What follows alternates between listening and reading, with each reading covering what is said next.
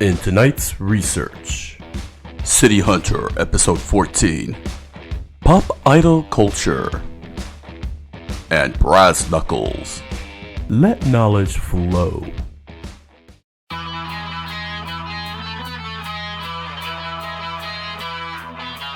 Hola, minasan. Welcome back for another round of City Hunter research. Last episode, Saeko was back. She set up Rio to jump out the window after he had the well-deserved shock of his life. Justifiably deserved. He is out of control, as always. Climbing around like Spider-Man, oogling at the aerobics classes. We need more shock therapy for him. More shock therapy. So today's episode is a bit of a doozy. It's a bit of a doozy. Rio is going to be apparently going to take up a job protecting a pop idol in the music industry. So given the way he was with the movie actress, I wouldn't be surprised if we get the same antics with the pop idol. Oh boy. Oh man. So, call to action: comment, like, subscribe, follow, and hit the notification button. And let us begin the research. Oh, I got shot and killed. Oh my gosh. Nagisa live. My gosh. Even back then it was like this. That's all we needed for cold open.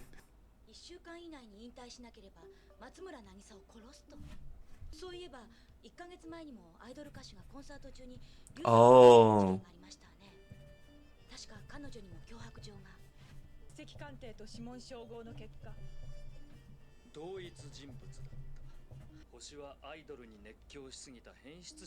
Yep, obviously.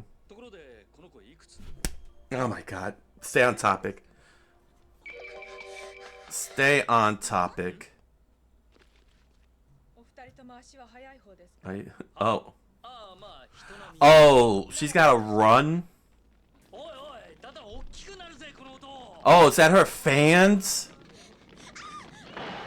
Oh my. Oh my gosh, that's like my. Oh, dang. Rio got crushed. Please let there be footprints on him. My gosh, they tore up the building. Yes, there's the footprints. Oh my gosh, they destroyed the wall, they destroyed the building. It's... Really? Really? You expect him to stop 100,000 screaming grown-ass men?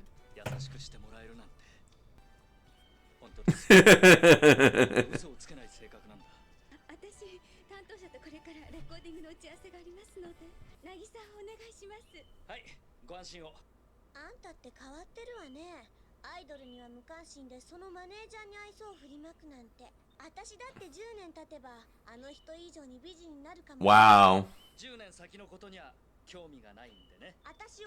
You're a kid. Of course not.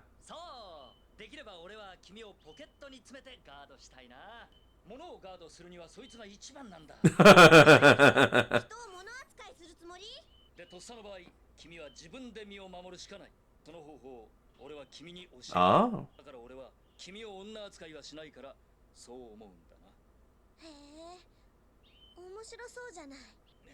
Is it a gun?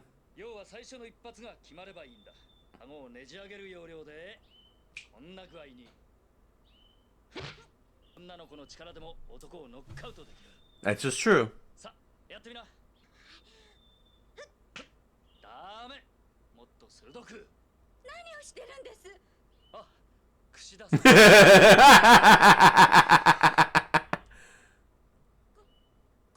Oh.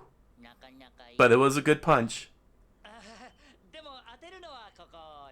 Aim for the cheek. At least he's teaching her self-defense. That's good.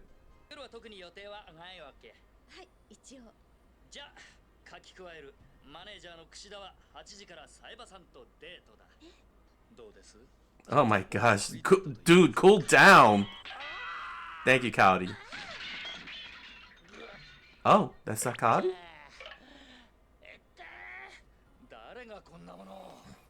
I'm surprised Cowdy wasn't the one.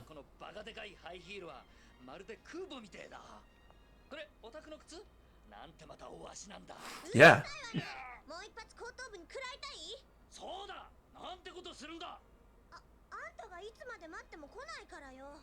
Oh, she's jealous.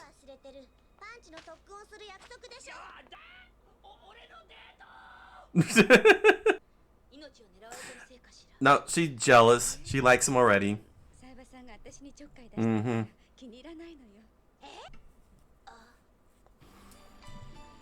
Cowdy, you did. Oh my gosh, Cowdy, how do you not catch on to that? She really is flirting hard on Rio here.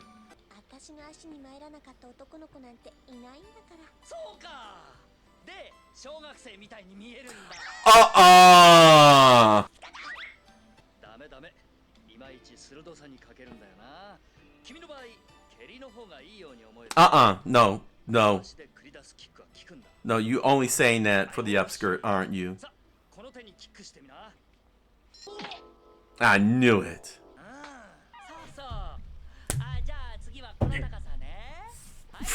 Freak! She's not falling for it. Oh, she is going for it. Oh, she went right for his face. Okay. She caught on. Well deserved, well deserved. Oh, okay, there's some women there.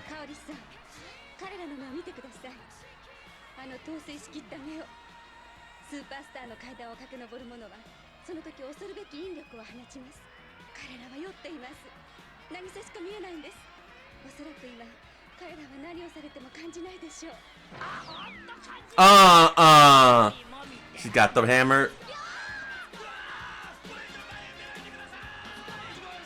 The crowd's getting rowdy.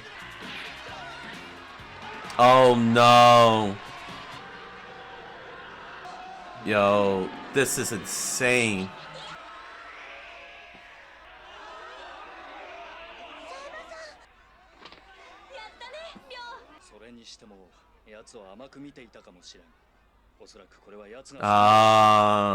Get the mob after her. Right in front of them. Yeah, he's scared out of his mind. And on the pictures, oh boy.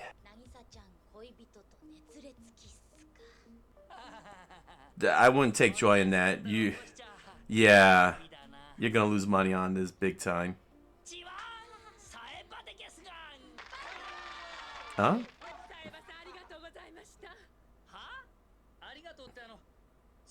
You saved her life. I think that's more important. Oh, they got another clue.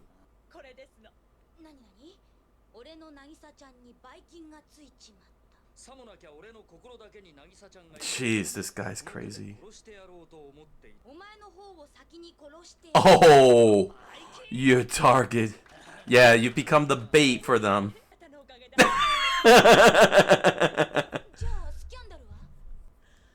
They'll spin it. Oh no. Just use him as the bait. He's gonna search for clues, huh? Yeah, it makes sense. If those are all gifts. Oh.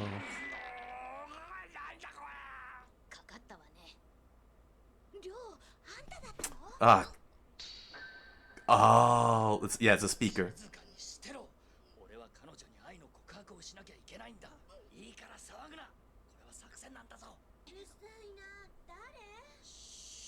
Oh, his hands from the whatever that thing is that did him. Oof, his hand isn't. He's hurting. Brass knuckles.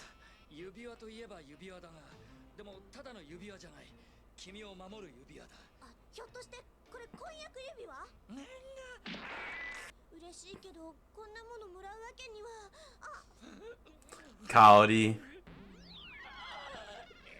What? Is that a cowdy trap? Oh, it's his trap. It's.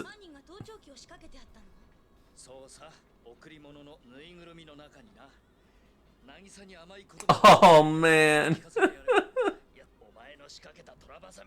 Oh, Cowdy. Those are Cowdy traps.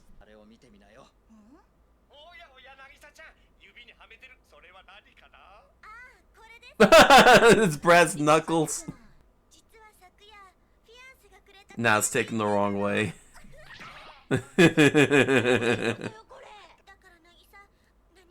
She took it the wrong way. I'm surprised the crowd isn't even noticing that those are brass knuckles.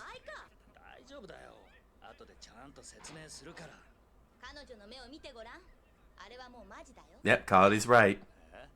Yeah, Cody's right. She really believes it. Yeah. You thought it through, but you didn't consider the consequences. Yes, explain it to her.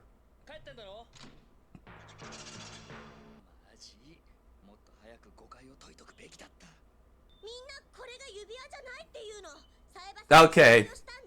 Okay.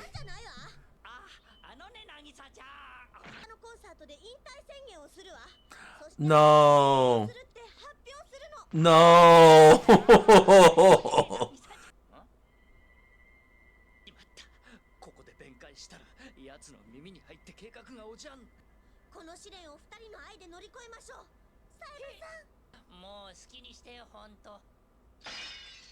Okay, he's over the edge. Yes, kekonda. The marriage will be on. Oh man.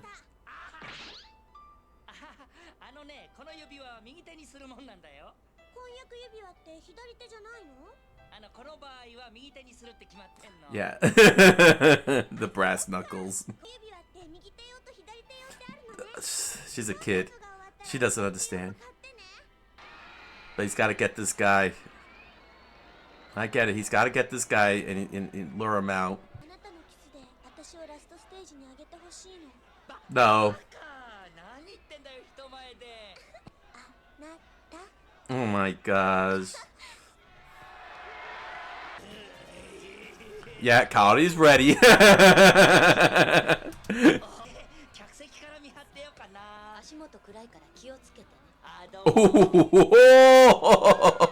Good play, good play. Well deserved.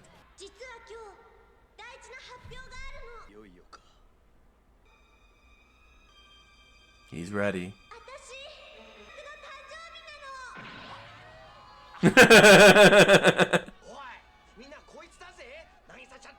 He didn't kiss her. These weirdos.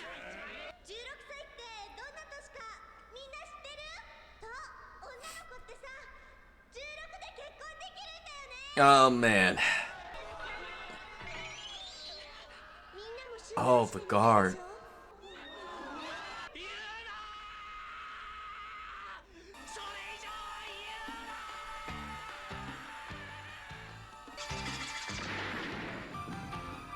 Oh, dang. How fast is that bullet? No, Rio. Yes, the brass knuckles. With the brass knuckles. Nice. Yep, that's what they really are for.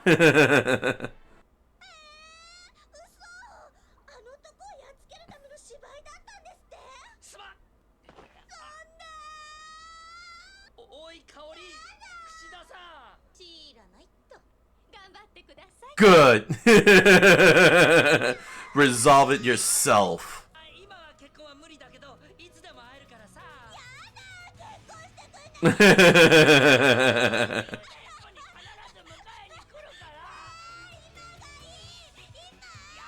Well, that was a bit a shocker, seeing Ryo's behavior like that.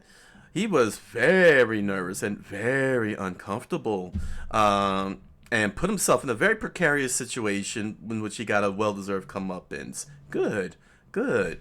And that happens to be because he got tasked with needing to bodyguard a pop idol, a Japanese pop idol, very, very popular pop idol by the name of Nagi-san, and has one heck of a following. And everything that was depicted shocked me because this story was created in 1985 and ran through 1991 on Shueisha's Jump magazines. And seeing how that was depicted back then shocked me because I do know that for in terms of baseline knowledge, that when it comes to J-pop and J-pop, there's a culture behind it. A lot of grown men tend to be the target demographic for the most part for some Japanese pop idol singers. As well as grown women with for the male side, but primarily teenage girls get into are very very into that. They're like the primary, like the bulk. But then when you have teen idol groups like say AKB48, for those of us outside of Japan who grow up in a completely different cultures, like the United States, for example, seeing how the grown men behave towards Japanese pop idols would, for us, seem very uncomfortable. Would be we would have a very squeamish feel to it, kind of like when we're looking at them saying ew, saying that's the type of reaction that we would get. But in Japan, it's big, it's very popular, and it's very fun for a lot of them. They do have, of course, there are stalkers. We have fan stalkers here in the United States as well. They have those too as well in Japan. But for the for the majority, for the most part, fans of J-pop idols do have rules. Sort of like cultural and social rules that the fans agree to abide by to ensure that everybody can have fun, enjoying the products of their J-pop idols, going to see them to concerts and so on. They know where the boundaries are at, and they expect it to be upheld. Japan, again, is it gets very, very rigid when it comes to their social activities and boundaries. They expect things to be followed to a T. So the big question is, what is a Japanese idol? So over here at the talk list, they had answered the question. What is a Japanese idol? An in-depth look at the heart of the Japanese idol culture. This is a very, very big article. As you can see, the table of contents, it's a pretty long thing. But I'm just going to stick to the important parts, just to get an idea. And I would recommend all of you to read the whole thing if you're interested. The links will be provided down below in the description. So, what is an Japanese idol? They're more than performers. They're a cultural phenomenon. Curious about their world, let's dive into the heart of Japanese idol culture. Have you ever felt that confusing tug at your heartstrings when you hear the English word idol, yet you're not quite sure what a Japanese idol is? So, in recent years, as Japanese idol culture, this was written by Ben Duuba on December 13, 2024. It's easy to feel overwhelmed. Let's see here. In recent years, as Japanese idol culture keeps popping up online through social media, video games, TV shows, and various variety shows, it's easy to feel overwhelmed and wonder if you're missing some big piece of the puzzle. Don't worry. By the end of this deep dive, you'll not only understand the concept of idols in Japan, but also see how they fit into Japanese society, how they differ from Western celebrities or K-pop idols, and why young people in Japan and increasingly Western audiences find them so fascinating. So this is, I guess, this is just an artist rendition. Yeah, that's an artist rendition. The idol concept and its place in Japanese culture. You might have heard the term idol before, but maybe when discussing J-pop idols, K-pop idols, or even boy bands like the Backstreet Boys. However, in Japan, the idol concept is unique. The Japanese word for idol, idoru, which is idol in katakana, that's not a Japanese word. It's just idol in katakana. idol has evolved into a broad category within the Japanese entertainment industry. These Japanese idol singers, voice actor idols, and virtual idols, or VTubers as we know them today, are more than just performers who sing and dance. They are role models and inspirational young performers, often viewed as shining examples of how hard work, determination, and extensive training can lead to success. An idol in Japan can be a young woman working in a girl group, a boy group, or a solo artist. Idols can be female idols, solo idols, or part of large Japanese idol groups, with many different idol groups existing under the same overarching brand. There are also idol voice actors, voice actresses, or voice actor idols who bring characters in anime and video games to life. Just to extend on that, voice actresses, particularly voice actresses, are sometimes expected to learn to sing very professionally. They tend to sing CDs. Males also do that too. Male idols, male voice actors also do that. But it's primarily the actresses who tend to be the ones that do most of the singing. I'll give you a couple of good examples. Yu Yu Hakusho. Yu Yu Hakusho, which follows four male protagonists, Team Urameshi, led by Yusuke Urameshi. They the actors did a whole song together as their characters. They would voice as their characters and sing, and they sang one of the songs in their soundtrack. And then another good example is Sailor Moon. The voice actresses got together and they sang in their character voices one of the songs in their CDs. So it's pretty prevalent in terms of singing when it comes to idols. Singing is expected for the most part when you are considered an idol. As opposed to a star.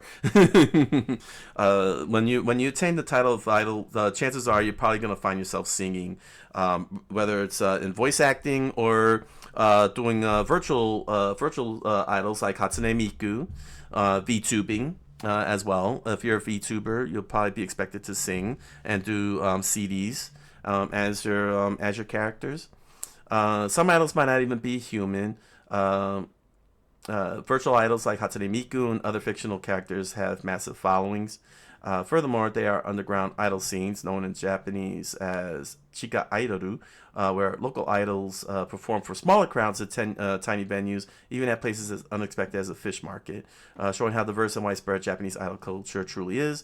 The Japanese people's relationship with idols is unique because of the intimate, almost personal bond between idols and their fans of idols. This connection manifests in many ways, such as handshake events, where an audience member can briefly meet their favorite group member. These close encounters create an emotional link that foster parasocial. What the heck is a parasocial relationship? These close encounters create an emotional link that fosters parasocial relationships. Is that something new this guy came up with? Where idol fans feel a sense of personal friendship or closeness. In recent years, the reach of this culture has expanded, making the idol community more visible to Western audiences interested in Japanese pop culture. Okay, the history of Japanese idols from the Golden Age to now. Understanding what a Japanese idol is means looking at history. The Golden Age of idols often traced back to the late 70s and 80s before social media and the internet. Seika Matsuda, Akina Nakamura, Mori, and Yamaguchi Momoe ruled the charts during this era. These solo artists presented a pure girl-next-door image, often starting their careers as teenagers and growing into adulthood as public figures. They became role models for Japanese audiences, epitomizing the values of hard work, perseverance, and gentle charisma. Before them, foreign acts like Sylvie Vartan influenced Japanese pop, and as time passed, more localized idol styles emerged, becoming distinct from Western celebrities. Over time, with the rise of groups like Onyaku Club in the 1980s, the idol format gradually shifted from mostly solo idols to small groups and eventually large collectives. The 1990s and early 2000s ushered in new icons like Namie Amuro, Amuro, and later groups like Moni Musume. Moni Musume introduced a rotating lineup system, ensuring the group stayed fresh and relevant as older members graduated and recruits joined. Just to explain from what from what I understand from basic knowledge. Graduation is when the singer of an idol group decides to leave the group, move on from the group, or in terms of whether it's stopping to be a singer or moving on to another career, they have to leave the group, and leaving the group is called graduating, in which since they're supposed to be teenagers, sort of like being in a high school type atmosphere. I could be going off the rails on that one, but basically what I'm saying is that when one of the members of an idol group gets too old or wants to move on to another career or just wants to leave and have a private life, they will be given a farewell ceremony called graduation, in which everyone celebrates that singer's time with the group, the career, and all the good things. And if I remember correctly, she would sing her own song, her farewell song, and then that's it. It's over. She'll be remembered, and she goes on to greener pastures. Whether it's moving on to another career or just going back home and just having a regular normal life. That's how graduation works, from what I understand at this point. This concept spawned sister groups and inspired other formations within the Japanese idol industry. Momoiro Clover Z and other Japanese idol groups further diversified the scene with unique themes, concerts, and musical styles. Simultaneously, Johnny Kitagawa's talent agency, Johnny and Associates, shaped the boy band sphere, producing popular boy groups that captivated Japanese people and occasionally branching out to Western audiences intrigued by their charm and production values. In recent years, the idol phenomenon has embraced new platforms. The rise of social media, net idols, and virtual idols has allowed the idol concept to transcend physical boundaries. Where once you had to watch your favorite idol on TV or buy their CDs, now you can follow them on Instagram, watch their live streams, or even interact with them in video games. So let's do one more section of this article, because like I said, this is a very, very big page. We don't have all the time in the world, but let's see here.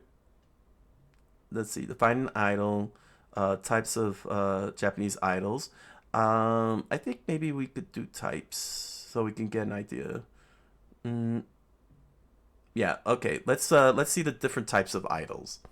Types of Japanese idols: mainstream, underground, and more.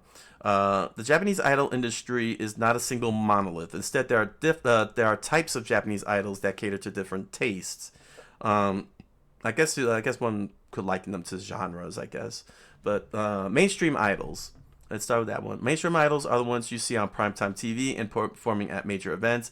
Groups like AKB48 and their numerous sister groups and Morning Musume are J-pop idols known nationwide.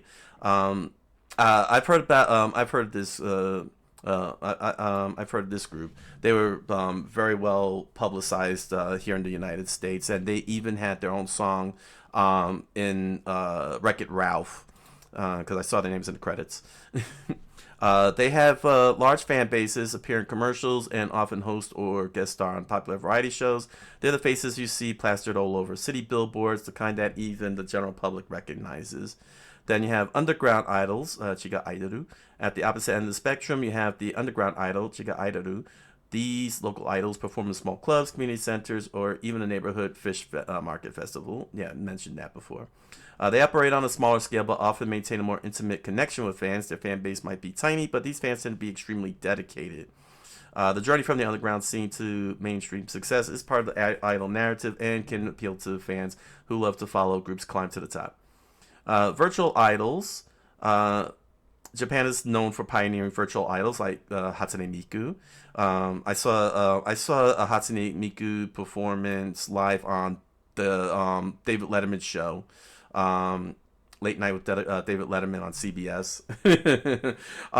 Yeah, it was a live well, I wouldn't say live program. They film it early in the day, but yeah, I actually saw Hatsune Miku what Hatsune Miku performance looked like on David Letterman. Very interesting, very interesting. And seeing David Letterman's face as he stood next to Hatsune Miku after the song was done and trying to sign off to the commercial break was hilarious. The man looked awkward. He was like, "What the heck did we just put out here?" He had that look of, "What in the world did we just put on TV?" These aren't human performers, but fictional characters brought to life via technology. They hold concerts using holograms, appear in video games, and have songs produced by fans worldwide. Virtual idols break many rules that govern human idols, yet still embody the cheerful, uplifting spirit that idols represent. Definitely, Hatsune Miku is definitely big here in the U.S. among anime, Japanophiles, and otaku alike. There's one who doesn't know the name Hatsune Miku amongst that fandom, at least by name, you know what I'm saying, and know that's a virtual singer. Even if you don't buy it, you know the name. Plenty of American teenagers cosplay at conventions as Hatsune Miku and her friends. Net idols and idol voice actors, like I've pointed out before. With the advent of the internet, net idols have emerged. Idols have who gain popularity primarily through social media platforms like YouTube, TikTok, live stream services. Additionally, some idols focus on voice acting, becoming idol voice actors who star in anime video games. Voice actors or idol actors, actor idols, might sing character songs, like I said, appear at anime conventions, they always do, and perform at events tied to a particular anime or game franchise. Just like the examples I gave earlier, voice actresses and voice actors tend to do CDs of character songs. Voicing as their characters singing it. Yeah, just look up. It's very easy. Just look up Yu Yu Hakusho, Sailor Moon. Plenty of them do that. It's pretty much almost expected, practically almost expected for voice actors and voice actors to be able to, provide singing for CDs, depending on, of course, what the anime is. Saying something that something as big as Sailor Moon. No, you're not gonna find Dragon Ball Z. I don't think there's a Dragon Ball Z character song. I don't think so. Although it would be funny. No, we ain't got time for that. We ain't got time to check that out. Variety show idols and solo artists. Some idols become mostly famous through variety shows, showing off their humor, personality, and charm. Others eventually take break from their groups to become solo artists, taking their fan base and pursuing more personalized artistic venues. So during my live stream on my live multi-stream on Twitch and Kick, I have been doing studies in Japanese culture on the live stream, and I've been watching Japanese programming, particularly variety shows. And there's a whole lot of variety shows. There's a whole lot. And there are some that do have idols. And one of those is called Kintare. Kintare stars the idol duo King and Prince. They're singers. I think they released their latest album, but they cover topics. They go on locations throughout Japan to do this little segment where they would purchase food ingredients with a limited budget, and then make a meal out of it, in which then they will present to the guests on the show and get their thoughts and opinions on that meal that they were able to conjure up from random ingredients that they were able to get. Kintare is a very, very fun show. They also like to do undercover part-time jobs, not just only at Japanese companies like Uniqlo, but also they do American establishments like Baskin Robbins, and it's a pretty good show. I highly recommend Kin today. But yeah, variety shows also have idols that do that. That also do shows like that. Okay, so again, this is this is a lot. The talk list. What is a Japanese idol? An in-depth look at the heart of Japanese idol culture by Ben Duuba. Um, it's a whole thing. I highly recommend reading that if you want to get a good, firm, further understanding.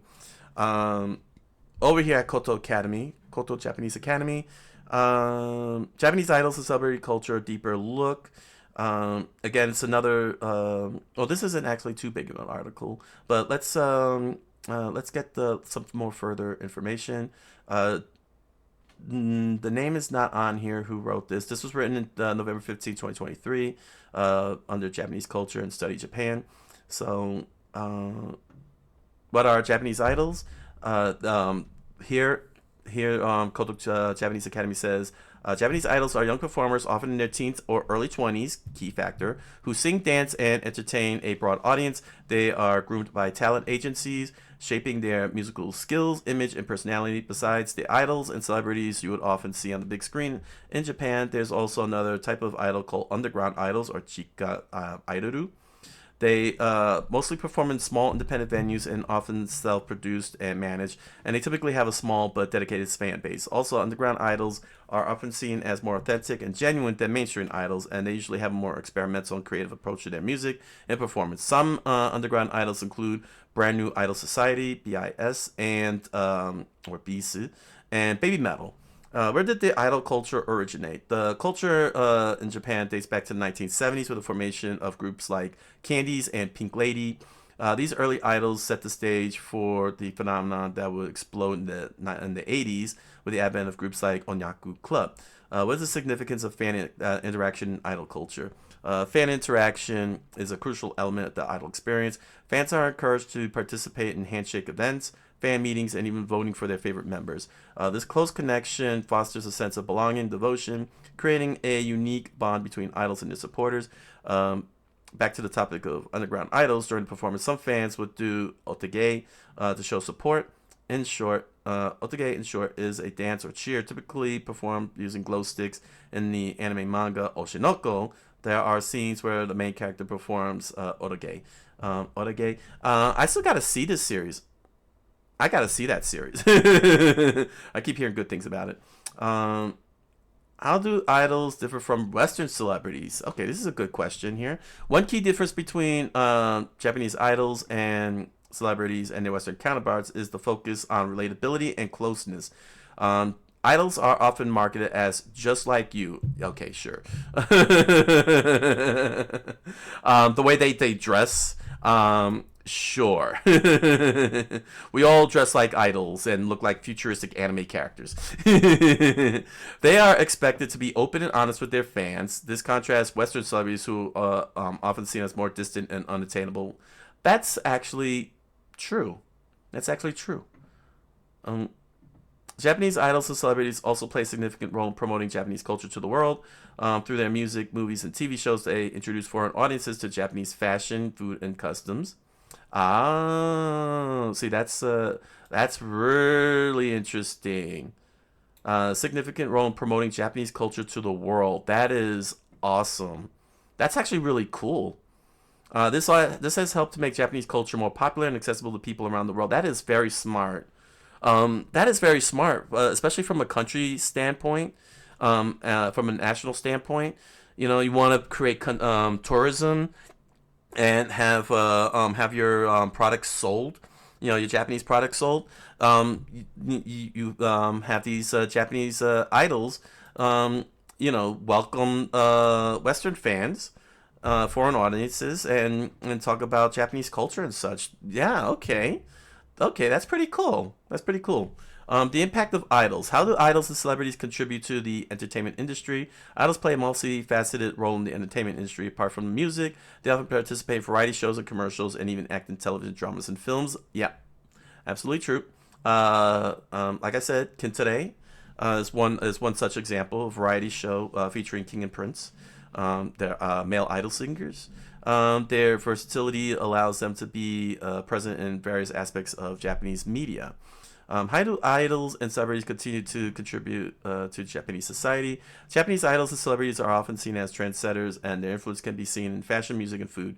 Japanese idols and celebrities also play a role in promoting social change. For example, many idols have spoken out about issues such as bullying and mental health. Okay. In addition to their positive influence, Japanese idols and celebrities have also been criticized for promoting unrealistic standards of beauty and success. There's a lot of criticisms to go around. Everything's always going to have criticism. This is standard stuff. Some critics also argue that the idol industry is exploitative and that idols are often overworked and underpaid. That doesn't surprise me one bit. The whole salaryman culture is just. Bonus. What are some important Japanese idols and celebrities? Okay, we got a whole list here. In the 70s, you had Pink Lady and Candies. Their famous work. Pink Lady was SOS and UFO. Candies. I noticed that they don't. Crap. Hold on a second. Now I'm gonna have to translate. Oh dear. This won't take long.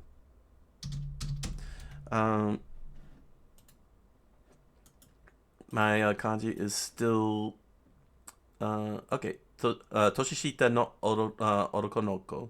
Okay.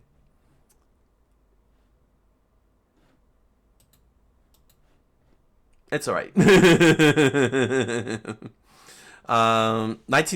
Hikaru Utada. We all know her from Kingdom Hearts. She'll never escape that. First Love is one of her songs.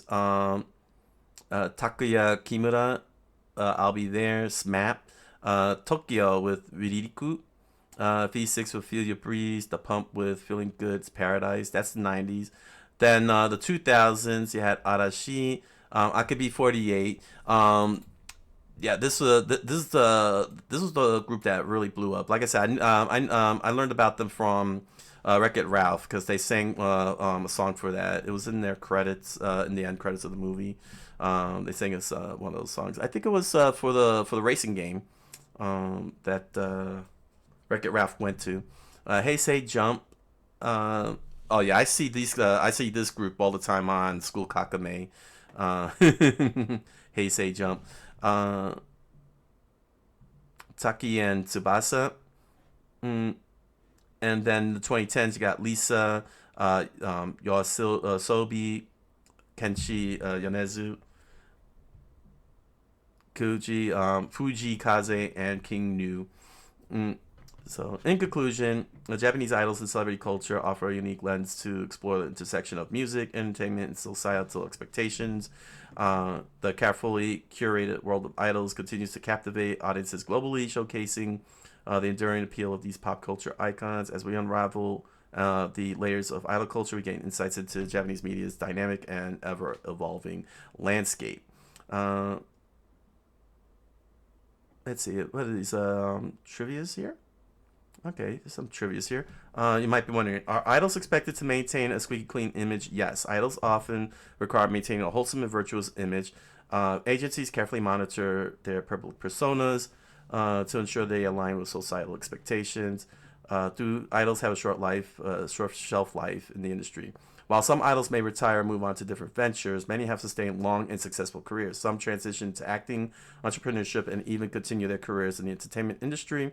Is the idol industry competitive and rigorous? Absolutely. The industry is known for its intense competition, rigorous training schedules, and high standards. It requires not only talent, but also resilience and adaptability. Why are Japanese idols so important to fans? Japanese idols are essential to Japanese fans for a variety of reasons. First, they are often seen as role models and inspirational figures. Second, they provide a sense of community and belonging for their fans. Third, Japanese idol culture is fun and an exciting way to escape everyday stresses. I 100% get it now. um, having learned a little bit about izakaya culture, when employees had a rigorous day of stress, and then go to an izakaya um, for a night session of relaxation and drinking beer. This makes a lot of sense. What is the future of Japanese idol culture? Japanese idol culture has been around for decades and will likely continue to be popular. However, the industry faces some challenges, such as declining CD sales, rise of social media. Yeah, I can understand the CD sales. The digital market is going to catch up on Japan hard. They're still on CDs. If for those of you who are wondering, they're still selling CDs in Japan. They still have CD players and CDs in Japan. It's still a big thing, but I could see that happening with the advent of smartphones and those who still use MP3 players. Japanese idol culture must adapt to changing trends and technologies to remain relevant. What advice would we give someone wanting to become a Japanese idol? To become a Japanese idol, you have to be Japanese. I kid. You must be prepared to work hard, dedicate yourself to your craft. You also need to be able to connect with your fans on a personal level. Finally, you must be patient and persistent, as it can take many years to succeed in the Japanese idol industry. So, to give an idea of just how big this is, just how big this thing really is. As I had pointed out, AKB48 is a very, very big idol group, and I learned about them from Wreck-It Ralph. If I'm Wreck-It Ralph, because of that ending song. This is what their whole thing looks like. This is them at Tokyo Dome. AKB48 at Tokyo Dome, and this is day one, and you can see how just big the crowd is. This is the idol group right here on the stage, and this is the fans all around. And yes, they're behind the screen and behind the stage too. They're behind the screen and behind the stage. They got glow sticks going on and everything. I can't play. Sorry, I can't hit the player because copyright. But just to give an idea, here's one. Here's singing. Here we go. Having a great time. Holding. Here we go. Look at that. There we go. That's a lot of people. And this is Tokyo Dome. Tokyo Dome houses thousands. I think 100,000. That's how big this thing goes. This thing really goes. I'm trying to see if I could get up much better. Here we go. What about here? There we go. Yeah, they go. They'll be on the center stage. They'll walk around the platform. They have different costumes and outfits all throughout the show. Dang, just look at the size of this crowd. That's insane. But their whole entire this is who they're entertaining, all these people. And contrary to how Western stereotypes of Japanese being very stoic and cold, they got those glow sticks and they're partying out. Let me just see if I could. Yeah, you can see them. You can see them throwing up the. Yeah, they're just really into it. They're very into it. They're very into it. So that's what J-pop culture, J-idol culture looks like. For a quickie, like I said, there is like that article showed, there is a lot more to it than what I've just merely scratched the surface. Baseline idea. If you like J-idol, J-pop idols, man, watch their videos. Watch their videos. Buy their CDs or wherever their music is sold at. Have fun with them. And make sure you learn the rules and etiquette. Make sure to learn the rules and etiquette, because they do have rules and etiquette. In the story, Ryo had to protect a pop idol, and his idea was to teach her how to throw a punch, but not just any ordinary punch. He hooked her up with a set of brass knuckles, and brass knuckles, although very rarely seen in media, they have whenever they make an appearance, that it tends to be a very, very brutal thing to see. because the way the brass knuckles work is that they go between your fingers, and you clench the fist, and then you throw it, and the metal part of the brass knuckles do mass amounts of damage. This is coming from edcweapon.com. Everything you should know about brass knuckles. So what are brass knuckles? They're a special kind of weapon that you wear on your hand. They are made of metal and fit around your knuckles. Brass knuckles are also called knuckle dusters or trench knives. This guy will teach you all about brass knuckles and how people use them. Brass knuckles are a piece of metal shaped to fit in your knuckles. When you make a fist, they make punches stronger and hurt more. Other common names for brass knuckles are metal knuckles, trench knife, kitty knuckles. Okay. People have used brass knuckles for thousands of years, but they got really popular in the 1800s. Back then, policemen and sailors often carried them. They were an easy way to defend yourself without a gun or knife. Most brass knuckles today are not made of brass. Instead, they are made of a single material. They could be made of a variety of materials, including steel, aluminum, plastic, and carbon fiber. Real brass is softer metal. That wouldn't be as strong. So, yeah, brass knuckle technology advanced these days. Brass knuckles help people defend themselves. They make your punch stronger so you can protect yourself better. The metal concentrating the force can do serious damage if you hit someone. Fight, they give you an advantage if you get into a fight. Fist fights can be dangerous, so brass knuckles help people win fights in the past, but they're less common in fights today. Yeah, you don't want to do that. You just defend yourself. Brass knuckles fit snugly around your fingers. Yeah, we already know that. When you punch with brass knuckles, the metal part slams into the target instead of your bare knuckles. This makes the punch far more damaging without hurting your hand as much. It is true, your hand can hurt when you punch a solid skull. Are brass knuckles legal? That's a good question. In most places today, brass knuckles are illegal to own, carry, buy, or sell. They are considered concealed weapons in many regions. Concealed means hidden. Yes, we know that. Brass knuckles are small and easy to hide in a pocket or bag, so the law considers them dangerous concealed weapons in a lot of areas. Okay. But the legality varies depending on where you live. Totally illegal in California, Massachusetts, New York, Canada, and parts of Europe. You can face fines or jail time for having them. Fully legal in Texas, New Hampshire, and some rural areas. These pieces allow people to own brass knuckles for collecting, self-defense, or as novelty items. In other states and countries, the rules are more complicated. It may be legal to own, but not to carry concealed, or they are restricted in certain ways. If you get caught with concealed brass knuckles where they are illegal, you can get fined up to $1,000 in most areas. You might also go to jail for 6 months to 3 years, depending on the region's circumstances. Please take brass knuckle offenses seriously. When you consider this, how it's designed like this, yeah, it could be very dangerous. You could really kill somebody with that. Some key factors that often affect brass knuckle laws are concealed versus open carry. Concealed weapons are often more regulated. Where you can carry them. Schools, government buildings, and other sensitive places usually ban all weapons, of course. Your criminal history. Convicted felons will face harsher penalties for weapons charges, of course. Because the laws vary so much, it is important to research the specific regulations in your state or country if interested in brass knuckles.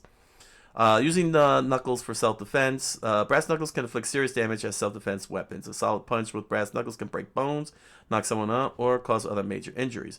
However, they also come with risks. If used for self-defense, you could face legal penalties just for possessing brass knuckles in many regions. In a stressful situation like an assault, you could severely injure or kill someone unintentionally with brass knuckles.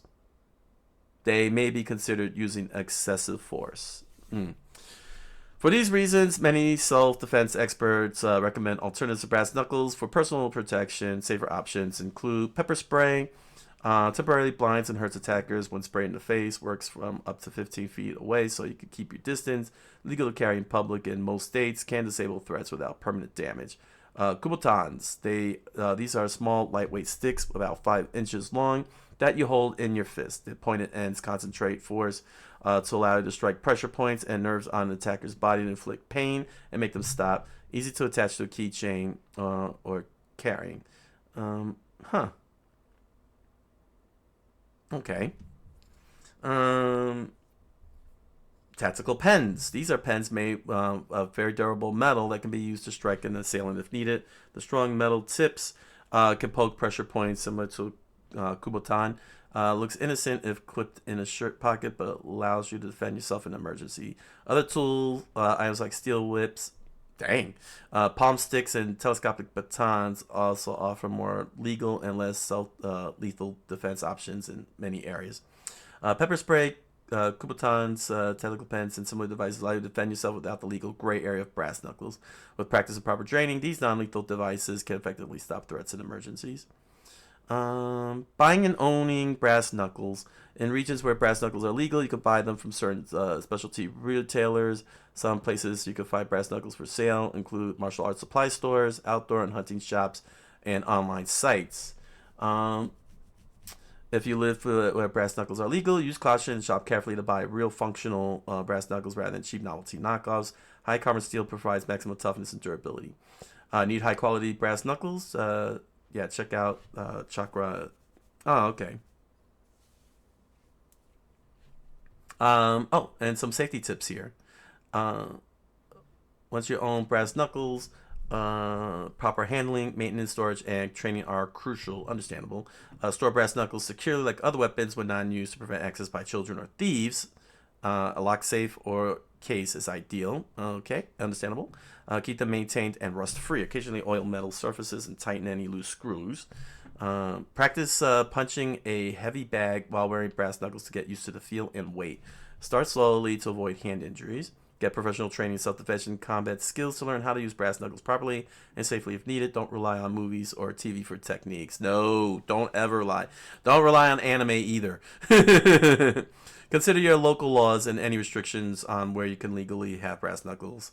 Before deciding to carry them for self-protection, using or carrying brass knuckles irresponsibly could land you in legal jeopardy. Okay, and the different types of brass knuckle designs and variants. You have the traditional metal, spiked knuckles, weighted knuckles, folded knuckles, plastic and carbon fiber, decorative styles, and keychain styles. All right. Now, the spike knuckles, I totally understand why there would be laws against that. If you have a metal spike one, you're really going to kill somebody with that. If the hit connects well. That's pretty funny. Lightweight polymer plastic or carbon fiber provides a less dangerous alternative to metal while still enhancing punches, less risk of serious injury or hand damage. Okay. Weighted ones contain extra metal inserts to make the brass knuckle heavier and punch with more force. But too much weight could slow your punches. That's very true. Okay.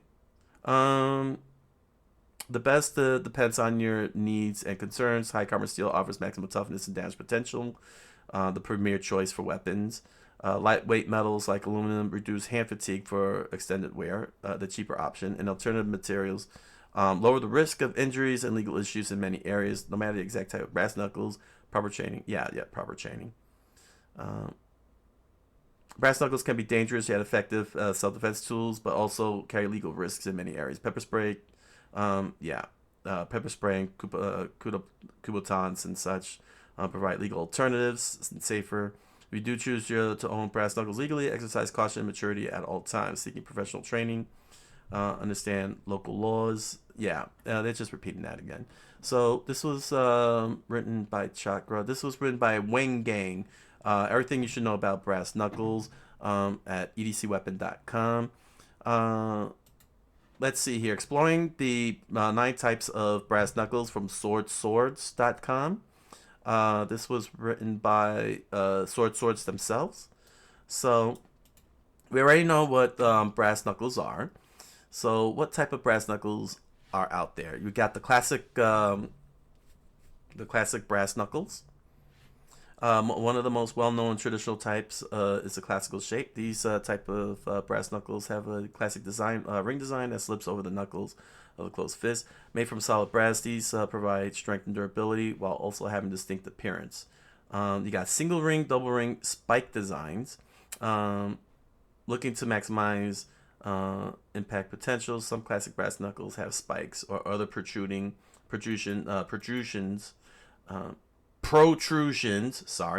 added to the striking surface. However, these may come across into illegal weaponry. I wonder if this would be considered illegal because of the way it's shaped out like that. Then you have the tactical type. That is really hardcore. That's some Street Fighter level glove wear, man. Like if you're has some Street Fighter level of glove wear. While classic designs may have antiquated appeal, tactical brass knuckles take things to the next level with feature optimized for self-defense situations. These stealth weapons are often designed with input from military, law enforcement, self-defense experts to incorporate ergonomics, accessibility, and striking maximum power. Keeping ease of use in mind, these features the following characteristics: ergonomic grip. Tactical brass knuckles are designed with ergonomic handles that fit comfortably in the hand for better control. Finger grooves. Some designs include finger grooves for secure grip and handling. Impact surfaces have reinforced. I want this. I definitely would want this. That looks awesome. The belt buckle type. Okay, the freaking crosses on there. That's some anime level stuff there, man. Something straight out of Hellsing. For those seeking maximum concealability, belt buckle brass knuckles, expertly disguised weapon as everyday accessory.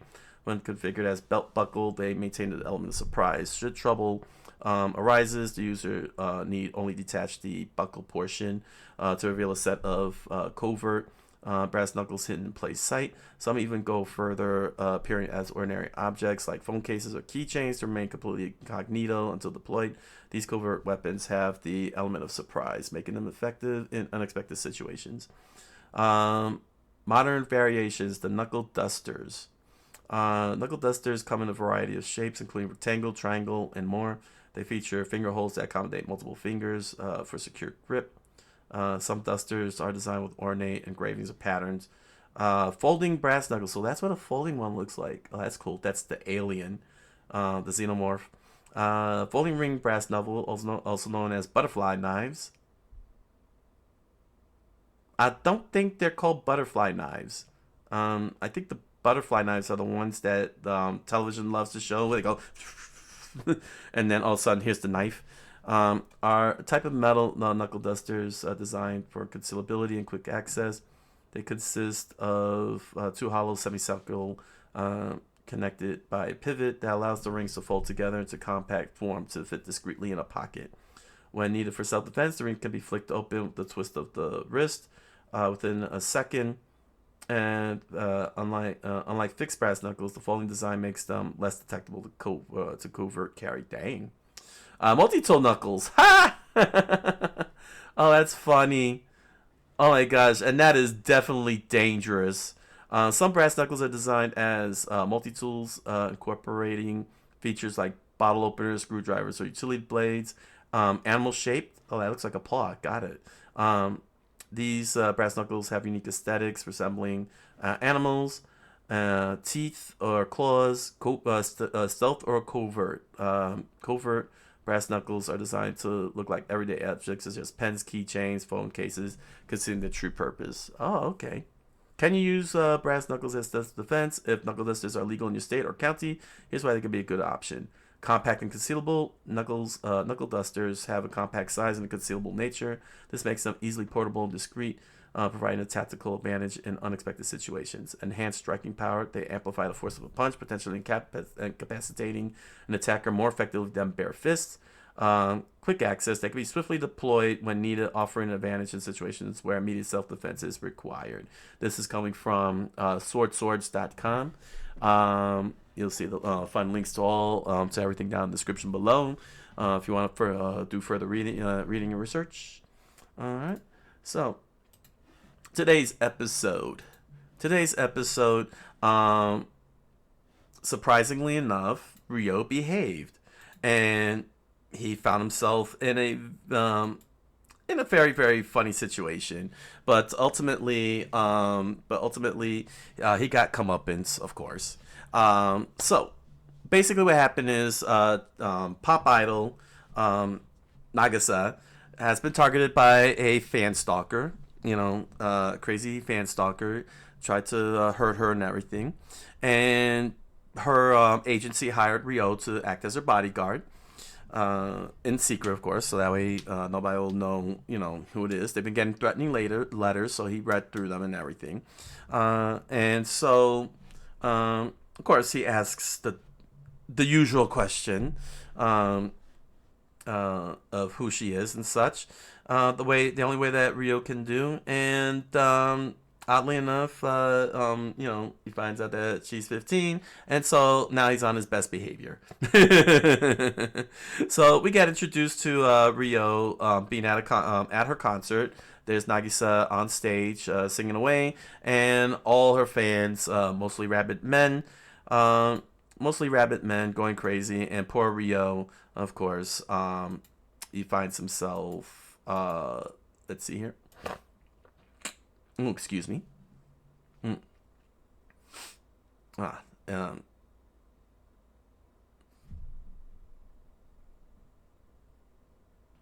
okay. Rio finds himself, at the concert, right there with his ears covered because it was very loud and very crazy, with rabid fans all over the place. He gets the news, of course, of the situation. If she doesn't retire within 1 week, I'll kill her. That's the threatening note. And we find out just how rabid her fans can be as they start chasing her. Not unlike what happened to like Michael Jackson when he's shown being chased by his rabid fans back in the days, as well as the Beatles. That's usually one of the long running jokes, but yeah, basically her fans just went mad crazy as she runs off.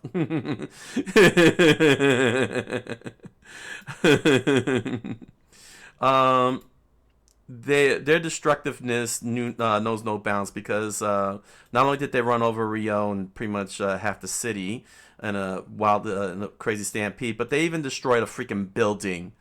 They destroyed a gigantic building here, and everyone in its wake. I mean, just look at the cars and everything. That's what she puts up with. Very exaggerated, but really hilarious. Um, she starts, of course, she starts uh, um, being a teenager. Started having a crush on Rio. Uh, Rio, of course, knowing that she's underage, he's on, being on his best behavior. He's completely turned off. He's not interested in her. He has no want with her. Even though she's trying every which way she can to seduce him, but he offered her to do self defense by teaching her how to throw a punch, so she wouldn't have to worry, and she'd be able to defend herself, which of course adds more to her crush on him. He finds out. He finds out. Oh yeah, she was very jealous. She tries every which way she can, so much so that she even kicks him in the face because he kind of got stupid on her. You know what I'm saying? He was trying to get the free upskirts, and she's just like, no, I see through you. I may have a crush, but I'm not that low. And of course, once again, Rio found a couple of grown women and decided to prove the agent's point that the fans here are so mesmerized by watching Nagisa that Rio can pull this stunt off and get away with it. And as you can see, Kaori is armed and ready with the mallet. She was armed with the mallet, and where's that at? I need to show you the mallet. There's the mallet. She's ready to mallet him for that, and there it goes. She's all wind up, only for the fans to go wild. The guards are struggling to hold them back, and now we end up with them charging at the stage, surrounding Nagisa, and of course Rio rescues her. Like Tarzan, she kisses him, pisses off the idols. um, yeah, basically he finds out that there's a that one of the gifts had a speaker in it, so he's been listening in on Nagisa. And of course Rio expected to be fired because she kissed him in front of the fans and the media. But they were just happy that he became the target in a very messed up manner. He became the target, the new target, So he was kind of shocked at that because now they figured he wouldn't um, do anything. Saying like the bad guy isn't gonna go after her anymore. So he came into Nagisa's room because he needed to search through her stuff, her gifts, to find out if she had been bugged, since this guy knows so much. And sure enough, she is. But of course, Kaori, on top of Rio, making sure that he doesn't do anything crazy. But here's the bug device that was sent via gift, and he had a plan, which he kept Kaori in the dark. He offers her brass knuckles, which she mistakes for a ring. But like an idiot, he doesn't tell her that they're brass knuckles. So one of Kaori's traps, which was that. There we go. So here are the brass knuckles, which she mistook for an engagement ring. She mistakes it for an engagement ring.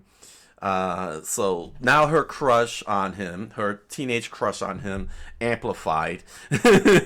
So she thinks that he's gonna want to get married and everything. And meanwhile, the criminal being creepy and everything in every way, having all this memorabilia of Nagisa in the worst possible way, like really, really gross. Excuse me. Um, yeah. So yeah, she declared that she's gonna marry him. She declared that she's gonna marry Rio, but she doesn't mention Rio or anything. But of course, she got mad because people told her that they're brass knuckles. Told her the truth that they're brass knuckles, not an engagement ring. So she thinks he's making her a fool and everything. He should have explained and told her from the beginning that those were brass knuckles. But because he was in so much pain from Kaori's traps, because one of them bit him literally in the butt. Here we go. It happened right over here. He's like crying in pain, but what's really happening is that he got bit in the butt by a trap jaw, a bear trap. Because Kaori was very determined to make sure he gets nowhere near her. But yeah, right in his butt. Right in his butt. And this guy too stupid to even realize something's going up in there. But ultimately, she holds her concert while wearing the brass knuckles of all things. She gives him a kiss, which of course Kaori tripped him over as he walked out. So they just waited for the guy to make his move. He makes his move. Turned out that he was a security guard. It was a security guard. Rio does another impossible move as he delivered a shot that somehow perfectly timed, lined up over a large crowd of people across the whole entire theater or stadium, wherever it is that she was performing at, got to the stage and perfectly strikes the dang knife. It strikes the knife right there. Right there. The absurdity of it all. He was able to successfully knock her out, like blow up the knife, and in the process, Nagisa delivered the right hook with the brass knuckles, taking out her stalker, and finally she learns the truth.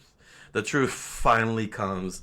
The truth finally comes, and she became very upset and demands satisfaction.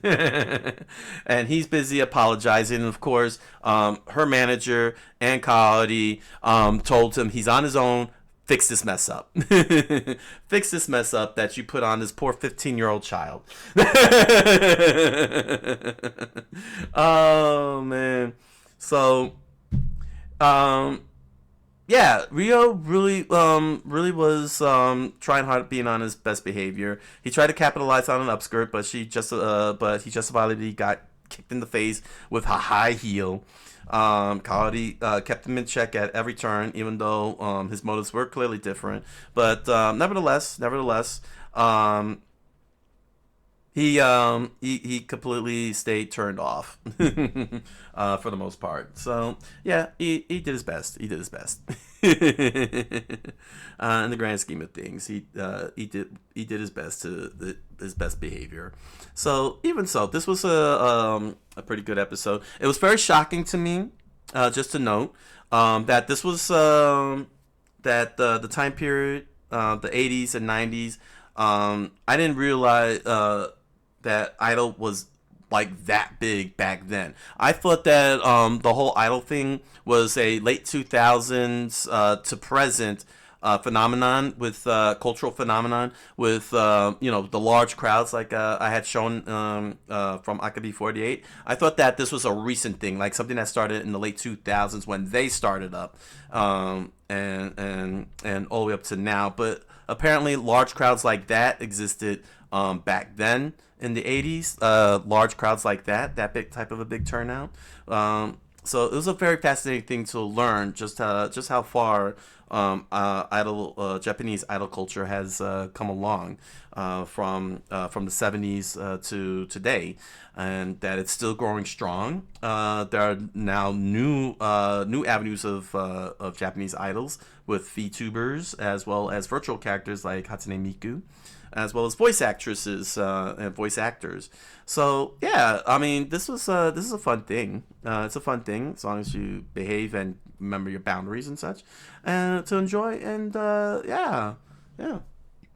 Make sure you have your brass knuckles. So head on over to barnesandnoble.com and amazon.com and grab yourself a copy of The Impossible Man, a strange fantasy novel written by me. You'll find the links to the novel down below in the description, along with links to other merch such as pins, stickers, t-shirts, music. Enjoy the products. Thank you for your patronage. And if you purchased a book and did a video on it, thank you very much. I look forward to seeing it. And you can join me on my live multi-stream on Twitch and Kick every Monday through Thursday, 10 o'clock p.m. Eastern Standard Time. I look forward to hanging out with you. So until the next City Hunter Research, thank you all for joining me, and I wish you all a good night, a buenas noches, and oyasumi nasai.